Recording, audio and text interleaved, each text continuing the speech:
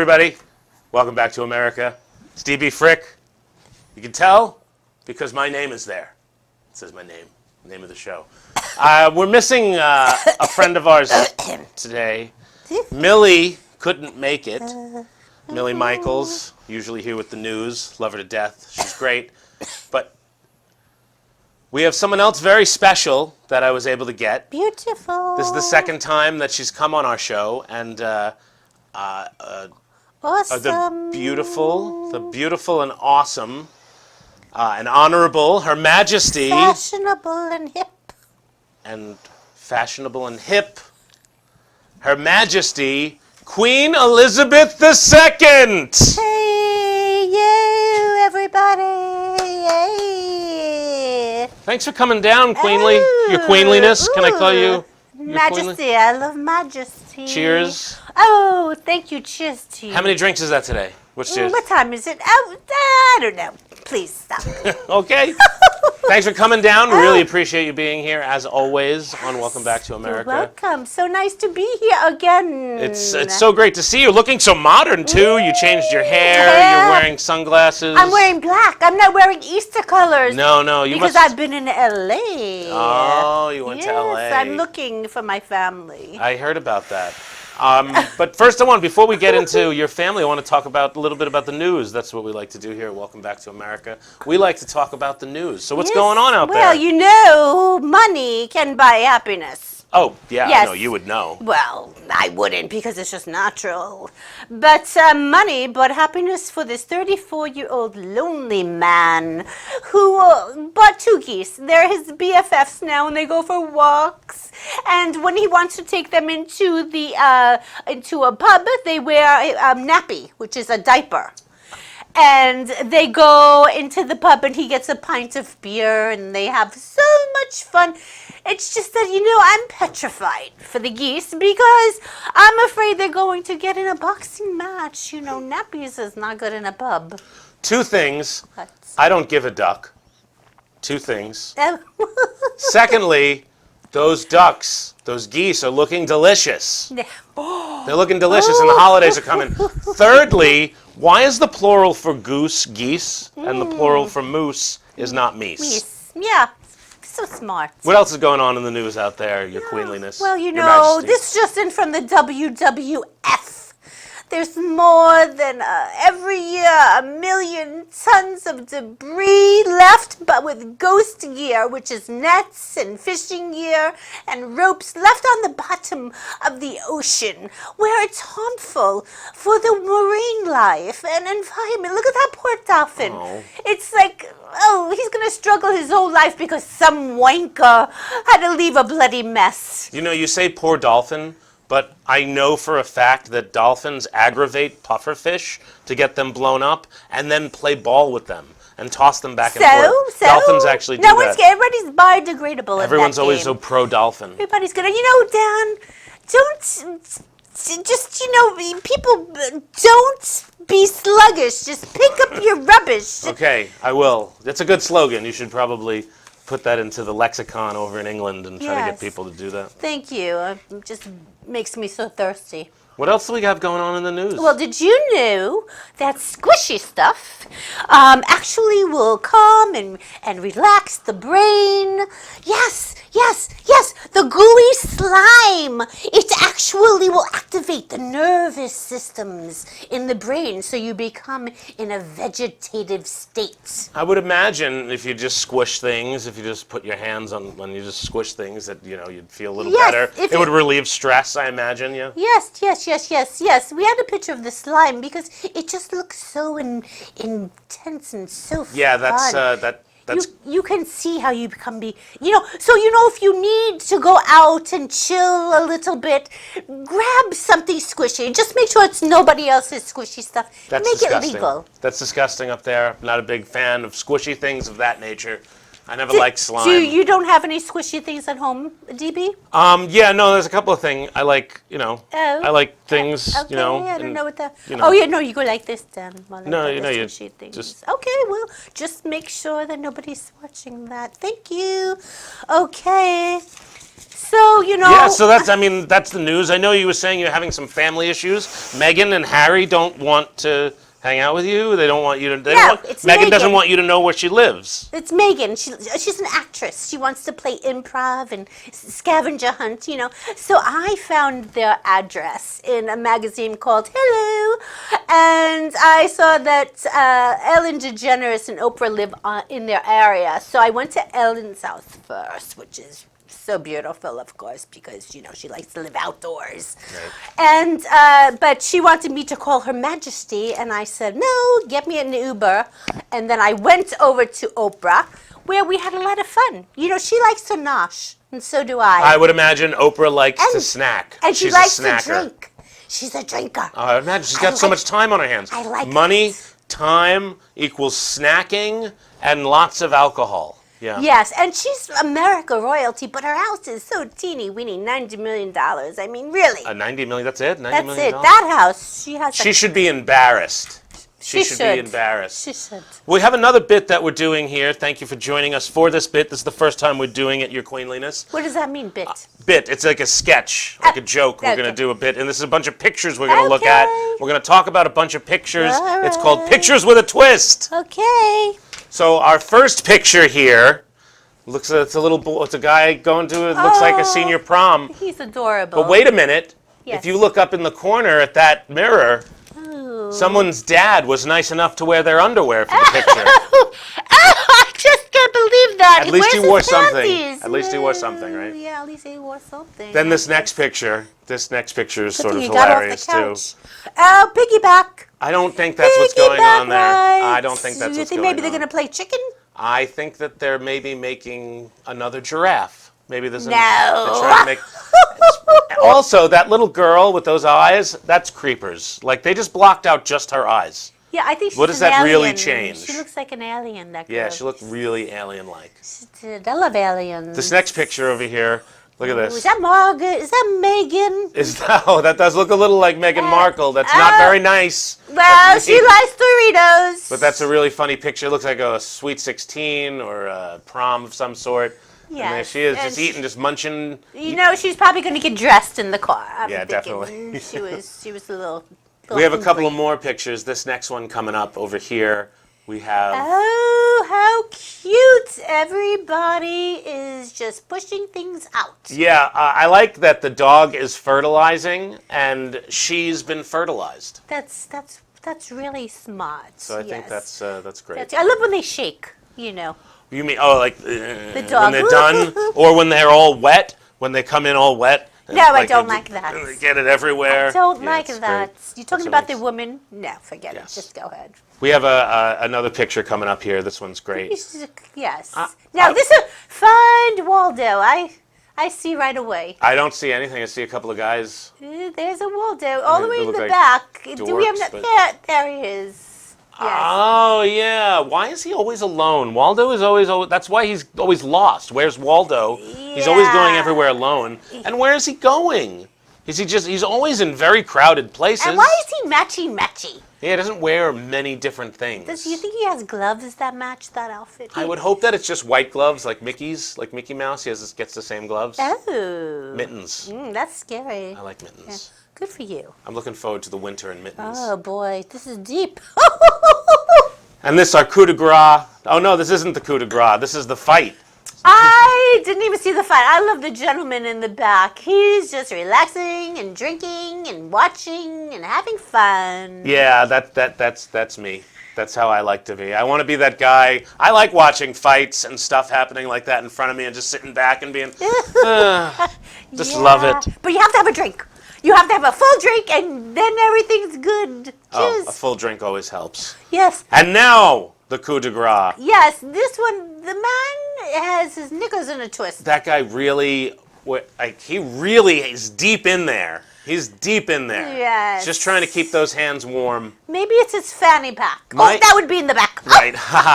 I would guess he's probably getting prepared to shake a lot of hands. Oh, ooh, yeah. So, Your Queenliness, thank you for coming down today. It was really great to have you. We Oh. love you here Well, and Welcome Back to I- America. Hope you come back again. Oh, I'm sure I will. Love having you here.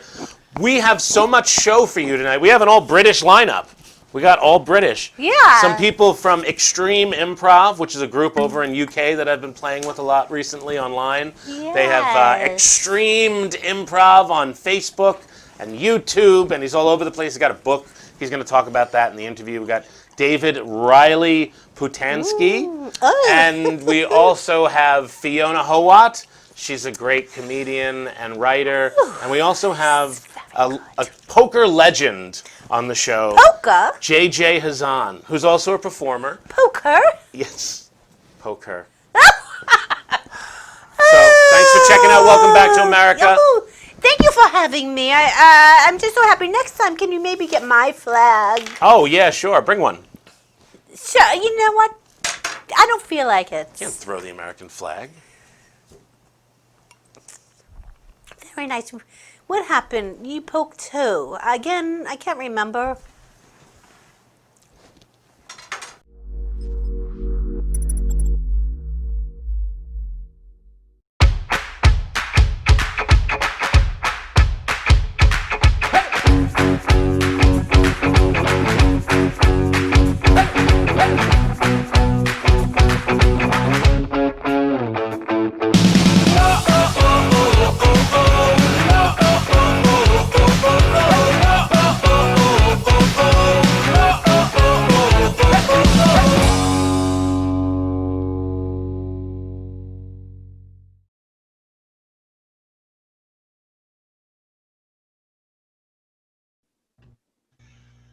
Hey, everybody. This is DB Frick.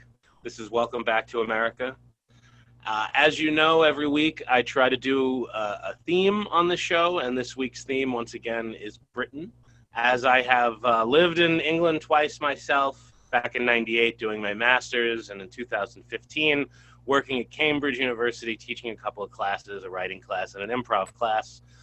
Recently, I've been doing some online improv with some people out in England and all over the world, actually. We got people all over the world. It's called Exstreamed Improv. We've been doing a lot of great games and a lot of kind of theme. It's almost like Clue. It's a game called The Curse of the Werewolf, and it's people try to figure out who the werewolf is, and it's a lot of fun. There's an audience. There's about 8 actors. Everyone plays characters. It's a lot of fun. I have someone who's a performer, and he's also an avid poker player, someone I used to watch live on one of the poker tours back in the mid-2000s. It's kind of interesting to have him here. Ladies and gentlemen, JJ Hazzan, thanks for coming down today. Hi, DB. How are you doing? I'm great. You're in Bratislava right now? Yep, Bratislava, capital of Slovakia. Beautiful old city, quite small, with a castle, trams, beautiful old buildings, wasn't bombed in the war. And I'm here playing a couple of poker tournaments because there's none in England at the moment, none in Britain or America. You're an avid poker player. You've been playing poker. When did you start playing poker? Geez, I think I started playing about 16 years old with some Italian friends. Old style, 5-card draw, 7-card stud, old games. And I hit big in 2007, so I'd only played won $200 tournaments, and then I won a satellite for $50. That got me a €5,000, roughly $7,500 seat in a big tournament, and then I came second in that in Amsterdam. So my first 4-day tournament, somehow I ended up second through bravery, stupidity, ignorance, and a lot of luck. Just like anything great is won. That's how everything great is won. Literally, I always thought I had the game. I had the balls. I have a degree in psychology, I had theatre background, directing, observational skills, acting skills. So I kind of had the right package, and I knew I could play at the higher level, but I, couldn't risk 5,000 capital. That was like $1 million to me. It was so to win a seat and then 3 weeks later to go and play a big one and then confirm to myself I could play at that level was quite empowering. Yeah, it was good. And you have a game today too. Yes, well, tonight I'm playing a weird game. It's called Horse. So it's 5 games, 5 different poker games with different rules to each one, and they're all limit poker. Now, I'm old school, so I was brought up playing limit poker, whereas the kids with the headphones and the baseball caps and the cool shades and all, that spend 5 hours making decisions in no limit Hold'em, they can't play Hold'em. Limit games. They think they can, but they're very different. And in fact, in World Series of Poker, I think 2008, 2009, I came 11th out of 2,500 in the $2,500 horse. So that was, I remember I didn't play a hand for 2.5 hours, not a hand. And then I had what's called rolled up nines, where you've got 2 nines hidden and then a 9 showing. And I trebled up because I went all the way. And then a guy, to give him credit, a guy called Hoyt Corkins, who's a very good American player, folded. I know him. 2 aces and 2 kings, which in stud is pretty good. He folded. I actually housed up on the... That's hard to fold. That's hard to fold. Yeah, but the other guy called. He wasn't as good as Hoyt. And I housed up on 6th Street, so I had 9s over jacks, 3 nines, 2 jacks. And that put me back in the game. I finished ahead of Phil Ivey and a lot of household names, so that was good. But, of course, we've had no tournament poker in Vegas or in Britain for 6 months now. So I've come ridiculously. When I say all the way, it's a 2.5-hour flight. So I've come to Bratislava because there's a high roller, there's a horse. I played Omaha last night. There's a €200,000 guaranteed tournament this weekend. I've got a lot of friends coming over to play here, about 20. And because I brought players, they give me free bar at the casino. So I'm treated like, I'm like a big fish in a small pond here, which is fine. You're a celebrity. You're a poker celebrity. Well, here I am. At home, I'm not. Obviously, I'm just the guy who pays the electricity bill and has to drive the kids somewhere. So yeah. So you do have children. You're married and you have children. Well, I'm married for the second time. We got married. Literally, we had our anniversary on Sunday in Bratislava. Congratulations. That's great. Yeah, 1 year. I was married for 20 years to my first wife. We had 2 adopted children, which is unusual. So one is Mexican. My son is Mexican. He's like 35 now. My daughter is English-Irish. They both have kids. I'm a grandfather for 11 years. And I have 2 stepchildren with my wife now. And we've been together 6 years. So I've kind of brought them up in their teenage-dom. Wow. But, yeah, it's great. Yeah. That's kind of amazing. Now, I want to get into your theatrical history a little bit. Oh, yes. What was it that first got you on stage? When did you get on stage? What was it that made you want to get the attention of a group of people from the stage? I was 12 years old, and I was at a boarding school in Kent, where you board, where you stay, the boys' school. And John Hurt, of Alien fame, and, of course, I know him well. Great actor. Naked Civil Servant, great actor. So this was just before Naked Civil Servant, actually. It was 1974. And I think it was 77 or 76 that Naked Civil Servant came out, which really made him. But he came down to do a talk at my prep school. And I literally, just his voice, it hit me like he had the most beautiful voice, this rasping kind of poetic voice. And I was just mesmerized. And then all I wanted to do was be an actor. Then when I got older, I acted in a few things. I did the National Student Theatre Company and the Edinburgh Festival when I was 18. But then I only wanted to be a director. So at 17, I directed my first play,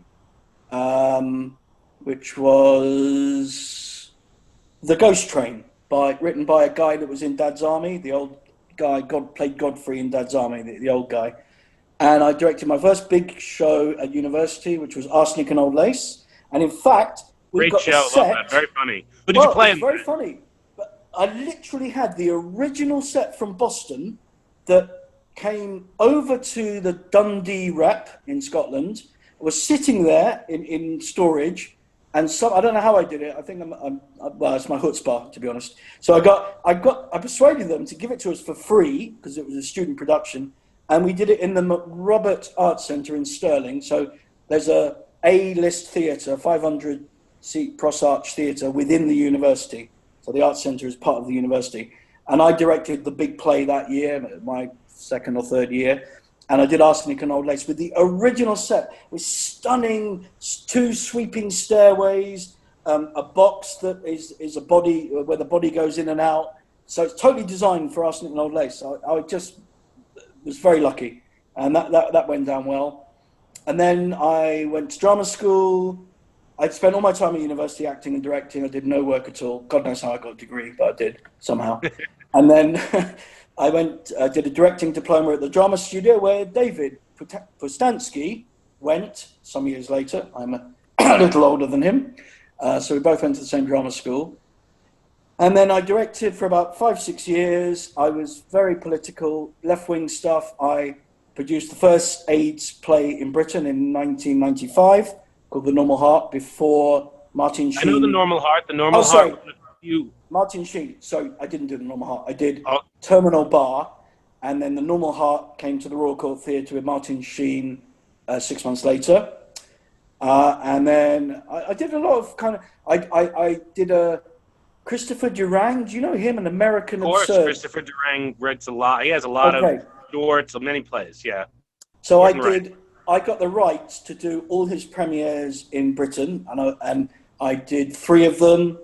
I've acted in Geography of a Horse Dreamer by Sam Shepard, which I love. I played the heavy, the head mobster, which I think the only actor that had played him when I did it was Bob Hoskins, the English actor with. Yeah, I know him. Yeah. You could fit most roles he'd play. Yeah. Yeah, especially now. Now I'm older and bigger, and in fact, I get cast as a racist, a thug, a mobster. I'm doing mobster coming up in Halloween. That's amazing. I am really a racist and a thug, so we have. No, that's great, and you know what? I respect that. I've actually done a racist Brexiteer, and I'm like literally, with black children and grandchildren and whatever, and pro staying in Europe. I'm like, but I still did it. It was a part, and it's not bad. You sent me an audition piece of yours, a little. Yeah, I've got to get very together. Conservative character. Yeah, I mean, I haven't been treating. I've been doing improv now for 5 years because I wanted to get back to performance, but I didn't want to kind of. I'm not an actor. I don't know. Am I an actor? I don't know. I'm not. I don't see myself as an actor, and I just wanted to perform. And I find improv. I'm not great with scripts, and I find improv just so lovely. And the people in the improv world are fantastic. There's such camaraderie. Now, as you have found, the last 6 months, I've done a hell of a lot online with Extreme Improv and other stuff and classes and bit of teaching and a mix of stuff, and it's just opened up this world. We're talking here now, and it's like, it's amazing. I've been working with Filipinos and Americans and people all over Europe and even people in Britain I would never have worked with, But it's been an incredible experience doing the work that I've done with Extreme. Yeah. Doing 5 shows with them now. It kind of came to me out of nowhere. And I really love that it's brought together this international circle. Yeah, I totally love it. I think it just adds a lovely layer to an existing warm and supportive community. And and the irony is, Extreme Improv is actually one of the only, apart from theatre sports that started 15, 20 years ago, it's one of the only competitive forms of improv. And yet, we all love each other. We're very good friends outside of the actual competition, and no one gives a toss who wins, or at least I don't think they do. And I'm a very competitive. Of course. I'm an ex-rugby player. I'm a poker player. I'm very competitive by nature, but somehow, and I think it's the way David runs it. And he's a lovely heart. It's so supportive, albeit that we're competing against each other. And I think that's the perfect package. I like it. Yeah, it's been a lot of fun to do that, and we're actually going to do a little bit of improv together with David and Fiona. And hang on, I'm going to look surprised now. Ready? Are we? Right. And my friend Millie, who co-hosts the news with me on this show weekly. Oh, nice. So we're going to do a few games together in a little while. Looking forward to it. And We'll be right back with Welcome Back to America right after this. Lovely.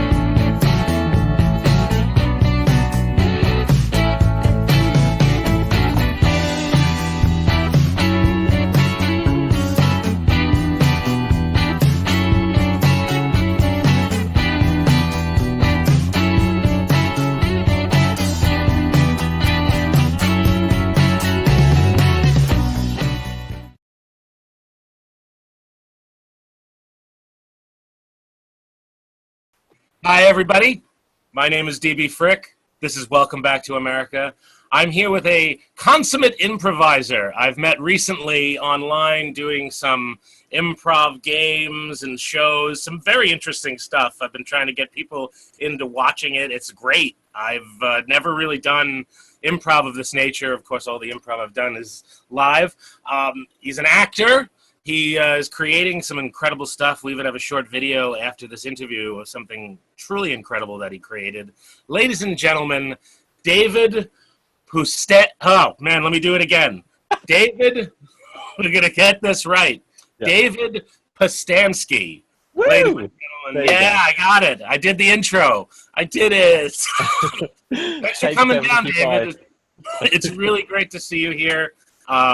It's been so much fun doing the shows that we've been doing online together. And I think it's too bad that we can't meet in person right now. We're across the pond anyway.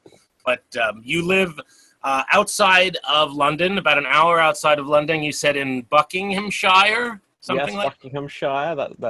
That's right. I got that right. I can't get the name right, but I got Buckinghamshire right.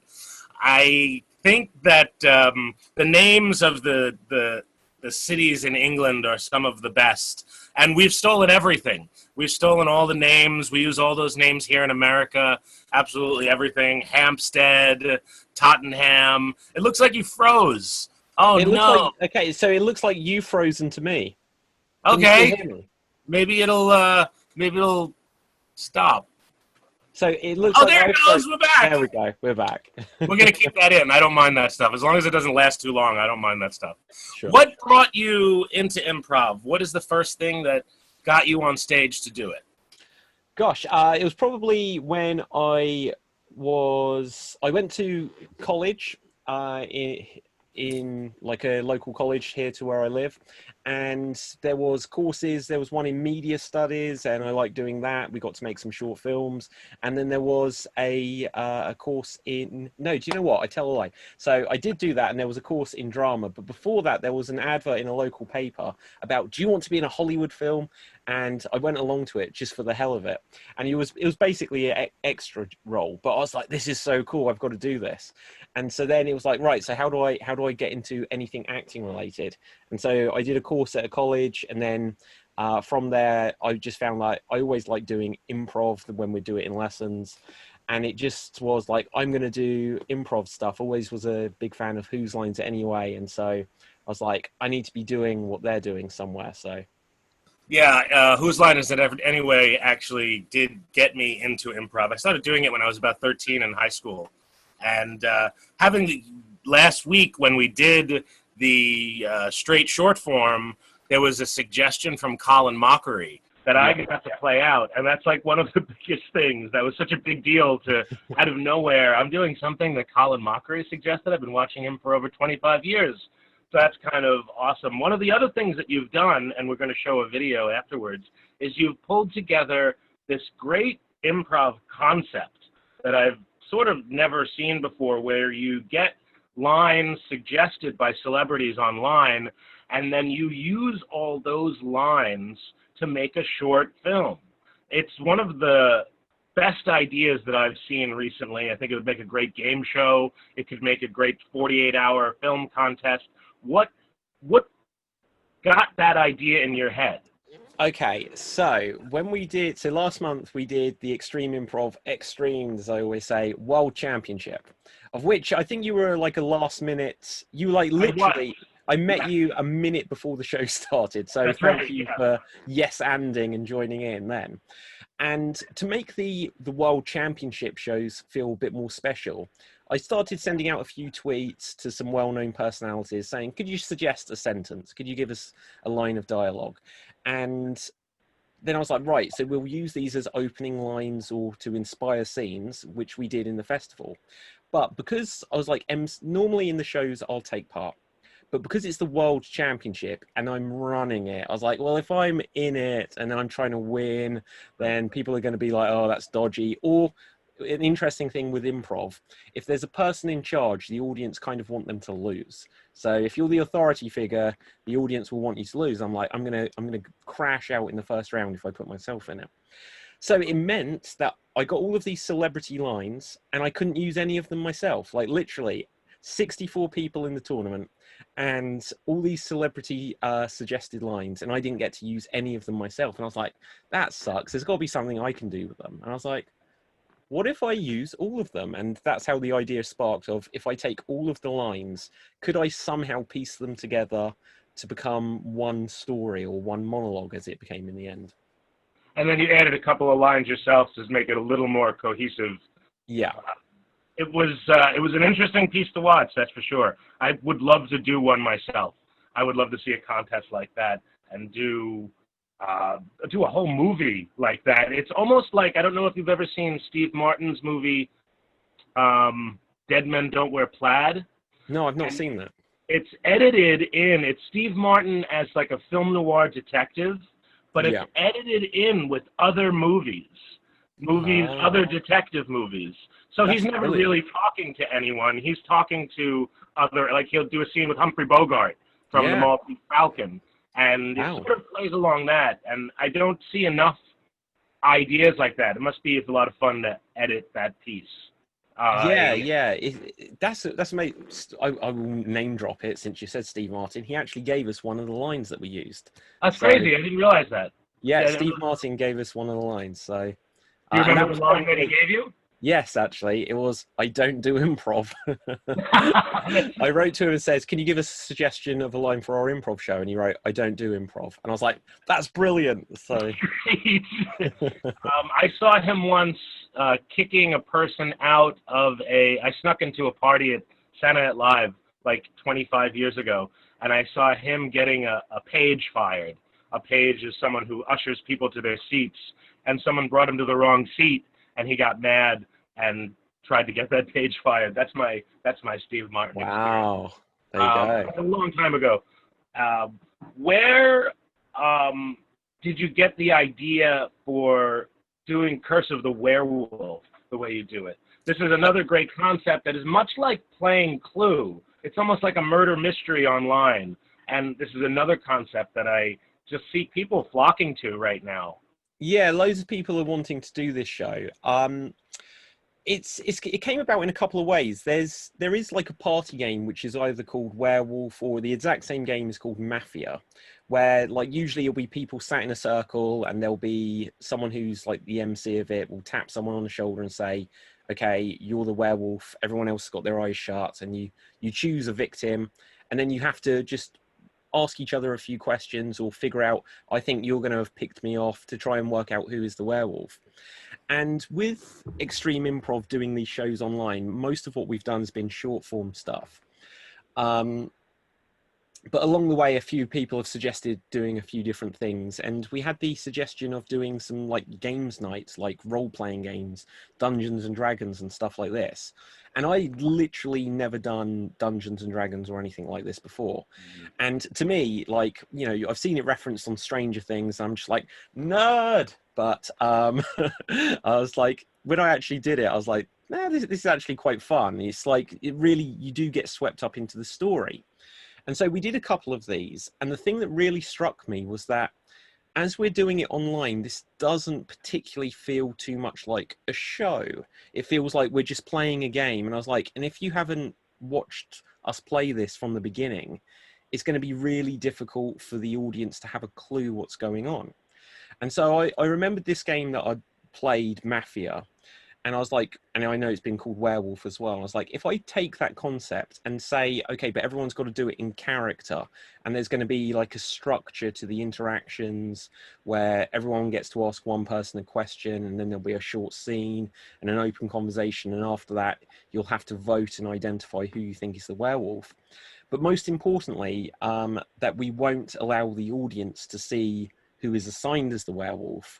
Then the audience can help try and solve the mystery and identify who the bad guy is as well. And it's been going really fun the last few weeks. I think people would pay a ticket to see something like this. I think people would pay a ticket to be part of it too. I think Yeah, that, maybe. That's probably where I'm going wrong. I should, instead of having performers sign up to be in it, and I cast have them them. pay to be in it. Why not? Wouldn't be the first time. There's a whole world of stand-up comedy in New York where you pay to get on stage. Oh wow! So Yeah. it wouldn't be that crazy. Although I don't think that's happening in New York now. Actually, on the same note, what theaters were you working at? Any theaters before quarantine? Were there places that you do your improv with regularly? So the thing with extreme improv is we've always been fairly nomadic. It started literally 3 years ago last month. And even though I've been doing improv for 10 years, but the company kind of evolved 3 years ago. And I would take it to lots of places in London. We'd have a couple of places that we'd regularly do it at, a place called the Camden Comedy Club. We would then also go to some other theatres. Like I said, I'm in Buckinghamshire, and we've got the Aylesbury Waterside Theatre we'd go to 3 or 4 times a year. But then we'd go all over the country, and then often to other countries. We've been to the United States with the show, I think 3 or 4 times now. Wow. Yeah, so Where did you perform that in the U.S.? We did the San Francisco Improv Festival. Where else did we do? We did the Alaska State Improv Festival last year.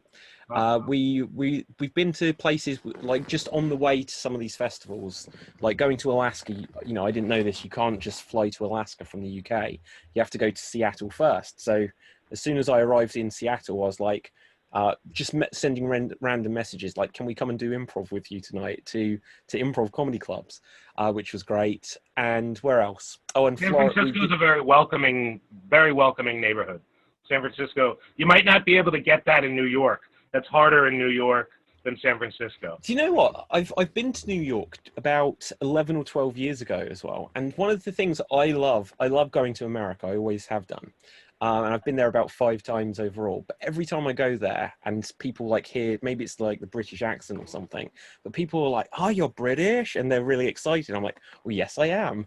You know, I've got this novelty thing about me. So like people have been quite welcoming. Yeah, no, I'm not surprised that would be the case. And I think it's great that you've been over here a few times. Where can people go see you? Where can they connect to Extreme Improv online, and where else? So like the main places I tell people is our Facebook page, which is facebook.com/Extreme Improv. Can you not hear me? Have we frozen, DB? Did we freeze up there for a second? There we go. We're back. Okay, so the Facebook page, which is facebook.com/Extreme Improv, basically we'll put the links out to everything else, but the main places to see the show are youtube.com/Extreme Improv or twitch.tv/Extreme Improv. But we're on everything. We're on Twitter, we're on TikTok, the lot. Awesome. David, thank you so much for coming here today. It was an honor to get to talk to you. Pleasure. British people are always my favorite people. I look forward to living in England again. It's one of my favorite places to be. And America's my favorite. So if we just do a straight swap, you know, we can say hello in passing. We could do like a body switch movie. Yes. Like we switch online. Like yes. our bodies switch online for some reason, and now I'm you in England. That would be great. That'd be amazing. So if we just concentrate for a second, and then I'll be like, Hi, I'm DB Frick. Welcome back to England. My coffee is now tea. Way, we did it. Here's a biscuit. Thanks so much for coming. You're a great interview. You're a great conversation. I look forward to talking more and doing more shows with you in the coming months.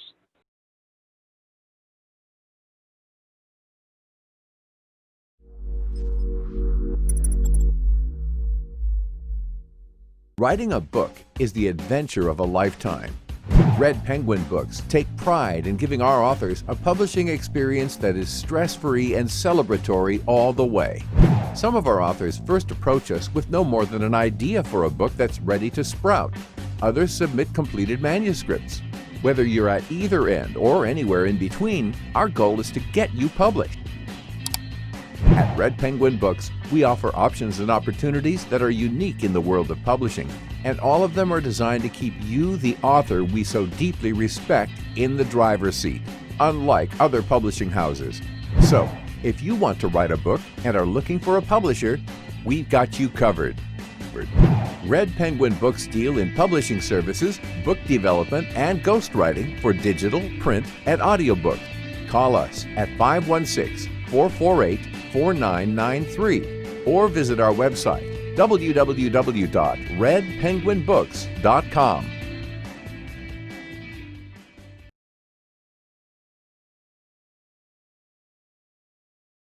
Hi, everybody. I am DB Frick. This is Welcome Back to America. Thank you for joining us this evening. We have one of the very funny women that I've met recently doing some improv online. This is a great show, Extreme Improv. They're doing shows every day. They have short form. They have several concepts. They do podcasts. And ladies and gentlemen, Fiona Howat. Nice Hello. to meet you, and thanks for coming down. Yeah, thank you for having me. Thank you for having me. Yeah, the computer's frozen, but we're just going to keep on talking anyway. You're going to come out of that freeze in a second, I'm sure. Yeah. There you go, out of nowhere. Hey! Thanks for coming down, Fiona. No worries, thank you. It's a pleasure to have you. You're a great presence to have around, and your smile must light up rooms all the time. That's what I go for. Yeah. I have. We're gonna get right into it. What was it that got you into performing and doing improv? So I, as a kid, like I didn't really get to do much in terms of drama and stuff. I started off like I was quite academic as a child, so I was told like it wasn't worth my time and stuff. So actually, I only really recently started doing improv and doing lots of creativity stuff on the stage. I got into it primarily because I love role-playing games. So if you think of like Dungeons and Dragons, Pathfinder, that sort of element where you pretend to be other people and you roll dice and stuff like that to decide the consequences.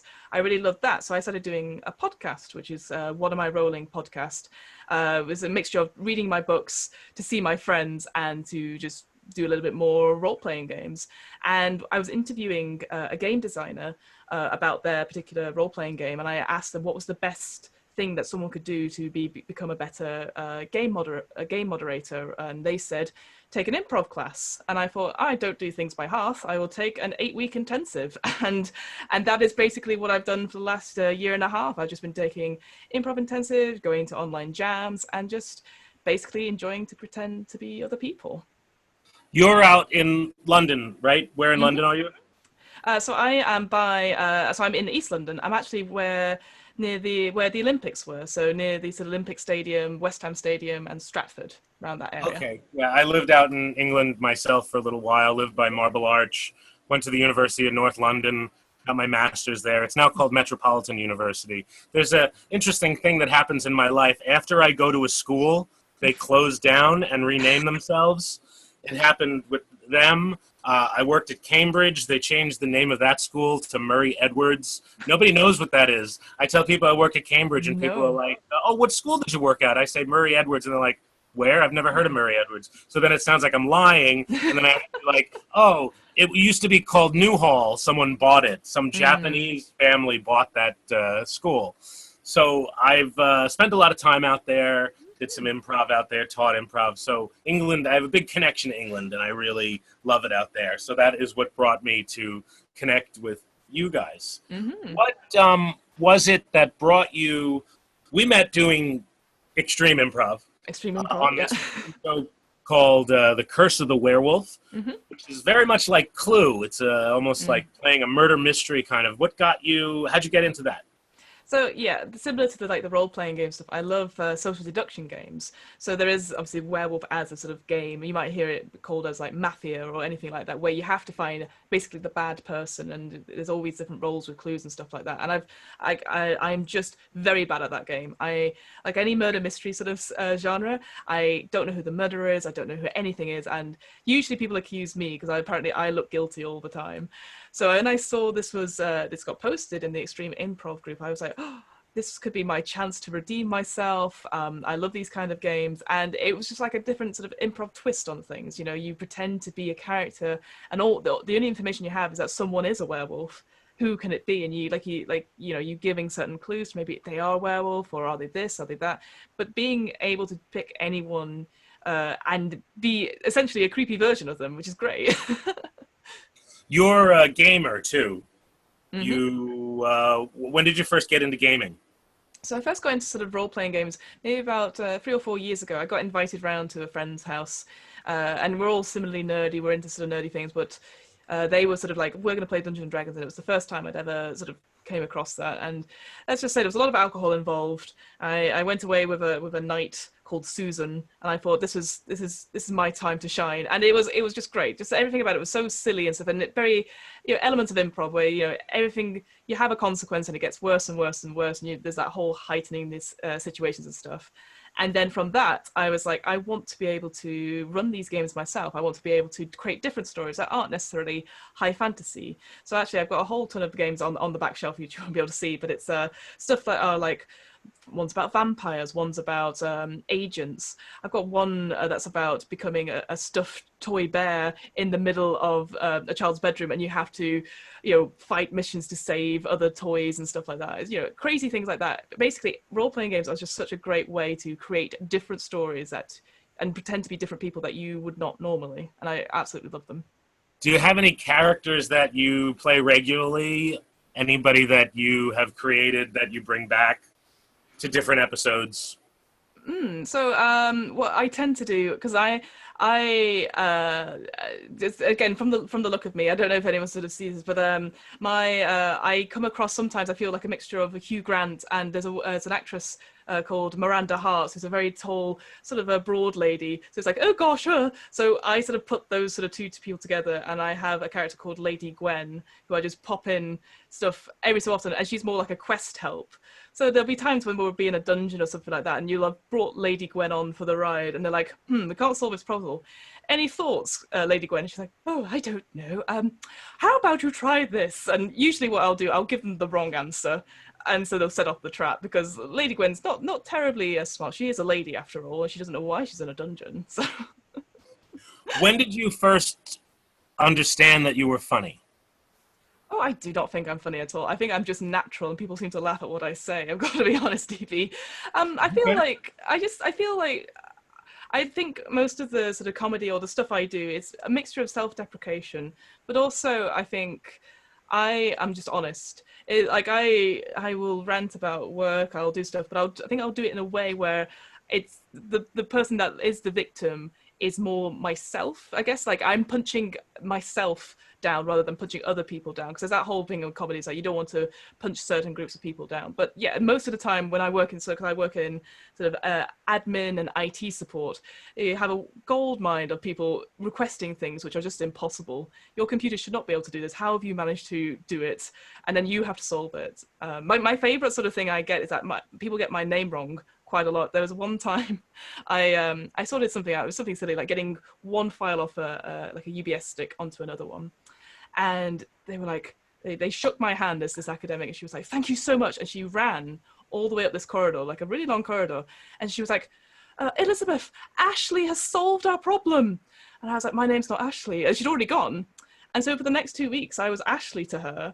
And she kept going past my desk. She was like, thank you so much, Ashley. You really helped me. And I was like, no problem, Karen. It's fine. And eventually my line manager was like, she does know you're not called Ashley. And I was like, I can't, she keeps disappearing before I can correct her.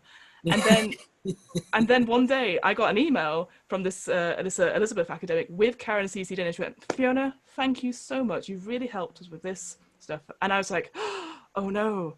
And then the next day, this poor Karen came up. She went, "I am so sorry, Fiona. I can't believe I've been," And I was like, "No, it's fine, Karen. I know your name." Her name is really Karen? Oh, The name was really Karen, yeah. Okay, that's funny. It's a popular name, but right now it's just used so ubiquitously. It's everywhere, yeah. What were you doing? How was your life before quarantine? Has anything lifted in the last few weeks? Are things getting back to normal? Are you getting out at all?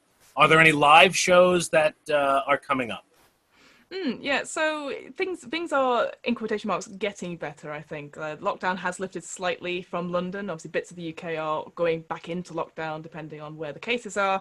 There is definitely a big impetus for people to go back out and go back to normal. There's been a big campaign actually recently about getting workers back into certainly the financial districts and stuff. Myself, because I have a couple of friends who are vulnerable, and I'm very worried, like my parents are quite vulnerable, all that sort of thing. It's more, I'm giving it some more time. Still going out to meet people, but it is, once a week in a park somewhere. I'm still not seeing any live shows. I'm not going to restaurants or anything like that. I think the next live show I am actually going to go see will be at Hoopla in London Bridge, but that's going to be in November, which is quite a way off yet. And it's more because it's a team. It's a Project 2, which is K.T. Shoot and Chris Mead, who are just a fantastic two-prov group all about sci-fi. And it was the only thing that made me want to go. I do want to see that. I don't want to miss that show. But it's so far off that it's that sort of thing. It's something to look forward to, I guess. Awesome. Where can people see you? Where can people find out more about Fiona Howat? Howat. Fiona Howat, someone totally. No, it's fine. So I'll probably be popping up more on the Extreme Improv. We'll do the symbol. The Extreme Improv werewolf stuff, because I actually really enjoyed that. But also, if you're interested in role-playing games or even Dungeons & Dragons in particular, so I run two podcasts. The first one is What Am I Rolling, a twice-monthly RPG one-shot podcast, and we do different systems, usually in one-shots, so we cover it in 2 to 3 episodes of different stories. So you can just drop in whenever. Highly recommended. Where do people see that? Where do people drop in to see that? That is a very good question. So we have our own website. It's www.wairpodcast.com. And it's on Apple Podcasts. It's on Google Podcasts now, Spotify, Extra. It should appear. You'll recognize the logo. It says, "What am I rolling?" And there's lots of fancy dice all around it. And then the other podcast I do is the Dungeon Masters Book Club, which essentially is myself and my co-host Ryan. We read some Dungeons and Dragons, and we talk about it's like a book club. We'll go for it every week and just pick a new chapter that interests us, and where we can put that in our campaigns. And so if you just search for the Dungeons Master Guide, again, all the podcast providers, you should find that as well. Awesome, Fiona. Thank you so much for coming down today. No worries. It was a really great conversation. You're a great light. I enjoy your presence, and I look forward to performing with you more in the coming months and years. And I hope you have a great day. Thanks for coming down. Thank you very much.